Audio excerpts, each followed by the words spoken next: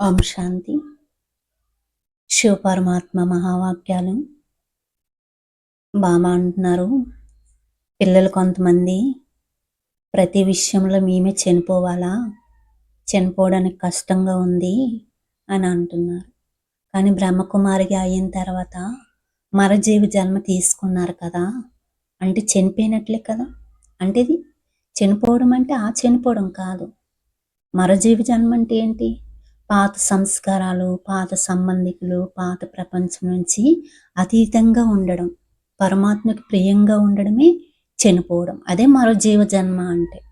అదే పిల్లలు ఈ విధంగా అంటున్నారట. మరి విషయాల గురించి ఏం చెప్తారు పరమాత్మ మహావాక్యాలు? ఇంకా మనం తెలుసుకుందామా? చనిపోవడానికి మీ మజా జరుపుకోవడానికి ఈ వారా అని అంటున్నారు. కానీ సదా చనిపోయి ఉండాలి. ఇలా చనిపోవడం చాలా కష్టం.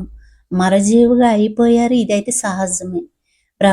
కుమారులుగా అయిపోయారంటే మరజీవిగా అయినట్లుగా కదా. ఇలా చనిపోవటం అయితే చాలా సహజం అయిపోతుంది.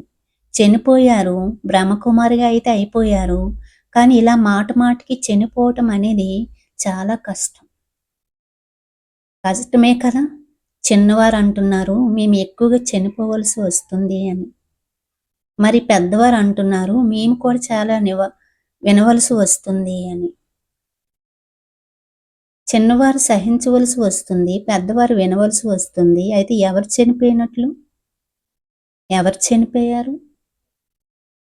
ఒక్కరు చనిపోయారా? ఇద్దరు చనిపోయారా? ఇద్దరు చనిపోతే ఆ విషయం కూడా సమాప్తి అయిపోతుంది కదా. ఆట కూడా సమాప్తి అయిపోతుంది. చనిపోవడం వస్తుందా లేదా కష్టం అనిపిస్తుందా? కొంచెం శ్వాస ఆడుతుందా, కష్టంగా శ్వాస పోతుందా? కష్టం అవుతుందా? మేమే చనిపోవాలా, మేమే మరలా మారవలసిన బాధ్యత మాదైనా అని.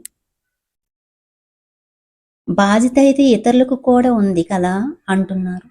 నేను ఎంత చనిపోతాను, నువ్వు ఎంత చనిపో అని సగం సగం పంచుకోండి. బామ్దాదాకైతే ఆ సమయంలో చాలా దయ వస్తుంది. కానీ ఇలా చనిపోవడమే కాదు. ఇలా చనిపోవడం అంటే సదాకాలికంగా జీవించడం. చనిపోకుండా స్వర్గం లభించదు అని బయట వారు అంటారు కదా. అక్కడ చనిపోతే స్వర్గం లభించదు. కానీ ఇలా చనిపోతే స్వర్గం యొక్క అధికారం తప్పకుండా లభిస్తుంది. అందువలన ఇలా చనిపోవడం అంటే స్వర్గం యొక్క అధికారిగా అవటం. చనిపోవలసి వస్తుంది అని సహించవలసి వస్తుందని భయపడిపోతున్నారు. అందువలన చిన్న విషయం కూడా పెద్దదిగా అయిపోతుంది అంటున్నారు పరమాత్మ. ప్రతి విషయానికి మేము చనిపోవలసి వస్తుంది అని అంటున్నారు. కానీ లౌకికంలో చనిపోతే వాళ్ళు స్వర్గానికి మాత్రమే వెళ్తారు. కానీ మీరు ఇక్కడ మరజీవిగా అయినట్లయితే మీరు రాజాధికారాన్ని పొందుతారు. మరి ఇది ఇలా చనిపోవడం కష్టం అనిపిస్తుందా, లేకపోతే రాజాధికారాన్ని పొందుతున్నారు కదా అని అంటున్నారు పరమాత్మ. సహించవలసి వస్తుంది అని భయపడిపోతున్నారు. ఇది ఎంతవరకు కరెక్ట్ మీకు అని అడుగుతున్నారు బాబా.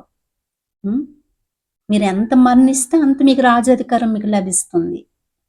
ఈ పాత సంస్కారాలు, పాత సంబంధికులు, పాత ప్రపంచం నుంచి ఎంత మనం మనసు బుద్ధి ద్వారా అతీతంగా ఉండి బాబాకు ప్రియంగా ఉంటామో అంత మీకు రాజాధికారం మీకు లభిస్తుంది.